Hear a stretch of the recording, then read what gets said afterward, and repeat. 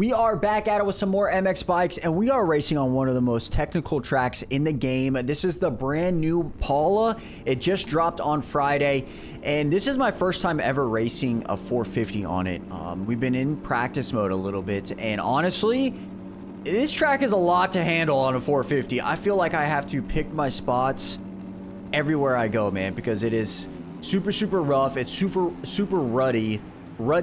Oh my gosh, I can't speak. Every start I've done in pub lobbies there, I have crashed, so I'm glad to get out into the lead here and kind of just check out. We got a lot to talk about, you know what I'm saying? There's a lot that happened on Saturday, but first and foremost, we got to just check out a tiny bit. And I'm going to talk about the track just for a second, because, I mean, I've been playing it ever since the Aerial Pro Race, right? And we've been, like, playing it nonstop. I wouldn't say nonstop. I have been playing it, though, like, on the Husky, YZ, and now on the first time on, like, the 450. And, man, it is it's very tough. You know how I was talking about yesterday, how you have to hit all of these, like, ruts perfect? You have to do that, man. Especially on the 450. Because if you bring in too much speed into these ruts, you're going over them, and your front tire is going to go over them, and then you're going to get a weird Poboso bounce, right? So you just have to be more precise, I think, than anything on the 450. 250, I feel like you have to carry a lot more speed. 450, you can get away with, like, coming in here a little bit slower and then picking up your speed towards the end. Kind of almost, like, similar to, like, real life, you know what I'm saying? 450 is where you just kind of roll the bike, compared to 250s, you got to charge. But no, I think, like I mentioned this in yesterday's video, Stone and JV and L Machine, they did an incredible job with this place.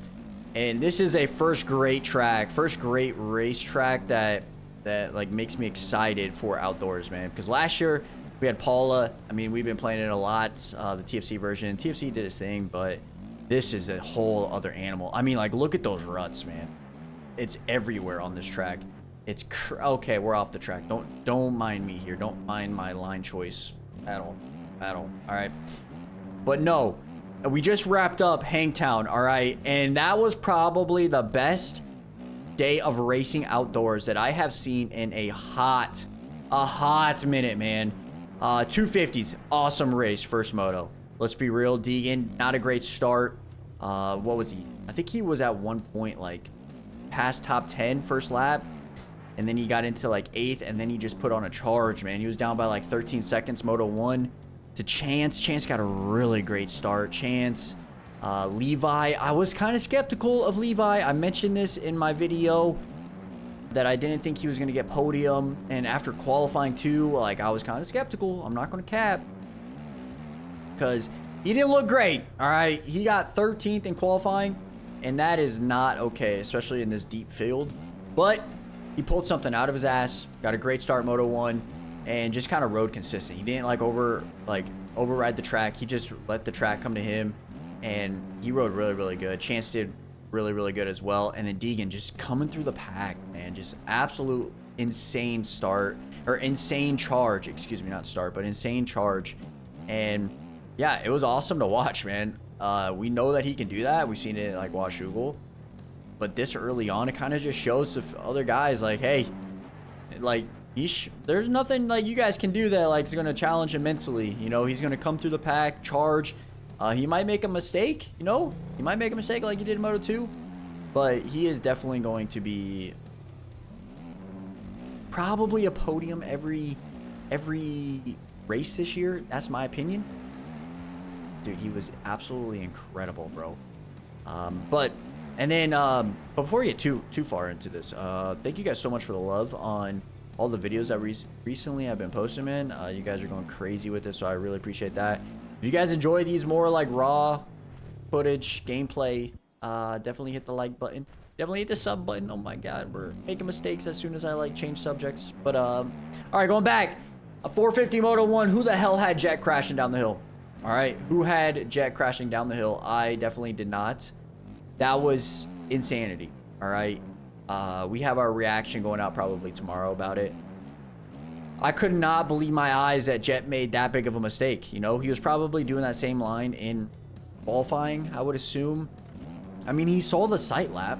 He went on the track. He saw the lines during the sight lap, so I don't know why he would go for that. Maybe he thought he had it, and obviously I'm not Jet. I don't know what's going through his brain, right? But yeah, just odd that he goes for something to make that big of a mistake, you know? That was like the craziest part for me. Just that big of a mistake by Jet. You don't see, like, I don't think I've ever seen Jet crash like that, man. Honestly, I don't think I've ever seen Jet crash that way. If you guys have, and if I'm mistaken somewhere, please let me know in the comments. The only one that I can think of is him in 2020 crashing in the whoops at A2, but that's not even like the same like speed. He was going through a whoop section, kind of just endoing, you know what I'm saying? But this one, it was high speed, casing into braking bumps, feet, like he was basically doing like a Superman out there. It was wild. I don't know how he got up and still rode. He obviously didn't get points first moto. He came all the way back to 24th though, which was very good. At one point, you just gotta maybe call it a day. You know, just call it a day and say, hey, maybe we'll line up for Moto 2 a little bit healthier instead of wasting all that energy for Moto 1, you know, but maybe he thought he could get into the podium spot. But that was, bro, I couldn't believe my eyes when that happened. However, like, even with Jet crashing, I think someone else was way faster than him today. That was the boy Chase, all right? Chase Moto 1, decent start, you know, decent start, top 5. Got into 3rd. I think he maybe a little panicked a little bit too early and then found his groove and then started chipping away at the lead. You know, he got past Anderson, got past Hunter for the lead, won the moto. You know, first moto win in a year and a half since Eli versus Tomac. You know what I'm saying? So that was good for Chase. Good confidence booster. And yeah, that was just honestly, that first 2 races of the day were wild, dude. Like, I couldn't believe that we had Deegan basically 2 laps to go, pass for the lead and win. In the second race, we had Jet going down in a horrific crash, man. That was wild to me. Kind of sucks that Jet went down. There's probably going to be some haters and doubters, you know what I mean, for Chase getting the win, right? But hey, in racing, you got to be there. You know, you can't make those mistakes. We've seen Chase make those mistakes all the time, dude. You know what I mean? So you can't just make those mistakes.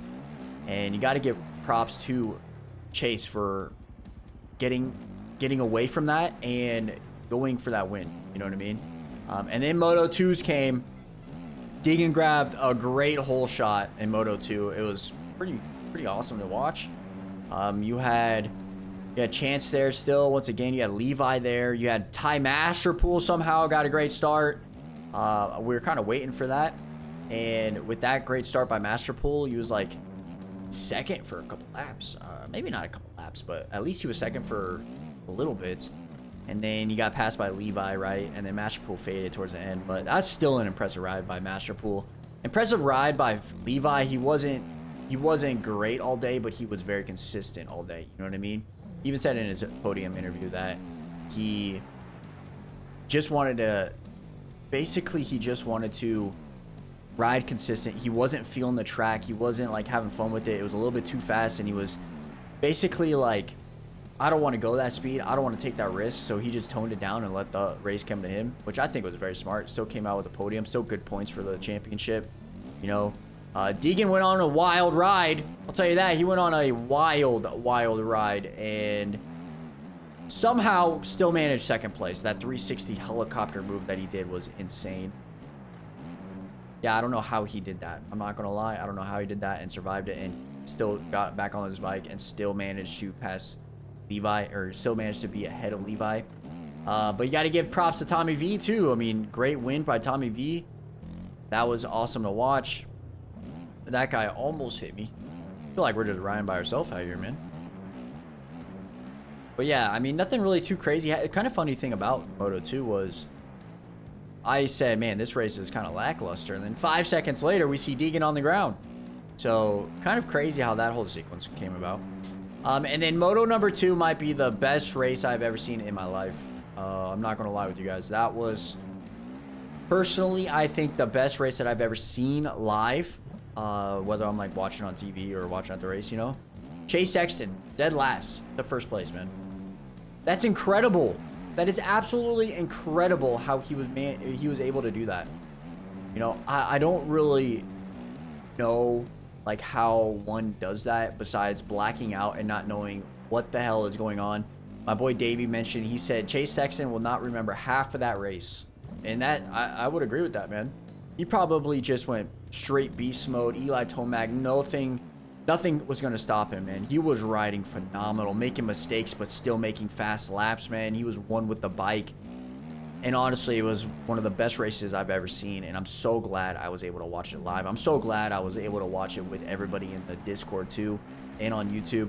It was just so fun, man. Got to give him his props. He rode absolutely phenomenal, man. And yeah, it was just one of those races. You just had to be there, had to watch it. You're going to see a bunch of clips, probably on social media. I already posted mine on TikTok and stuff like that. But yeah, just an awesome race. Overall, best day of motocross in 3 years. No cap. Best day of motocross in 3 years. It was battling all throughout the entire day, too. Like, it was a good race. It was a good day. But let me know what you guys thought about it in the comment section below. I would really love to hear what you guys have to say about it. Like, whether you guys were rooting for Deegan, rooting for Chase, rooting for Jet. Like, let me know in the comments, man. I would love to have a discussion with you guys and just kind of talk about it and kind of just go from there. So, thank you guys so much for all the love. I appreciate every single one of you guys. I hope you guys enjoy this video, and we will catch you guys back here tomorrow with some iRacing. So I'm out. Peace.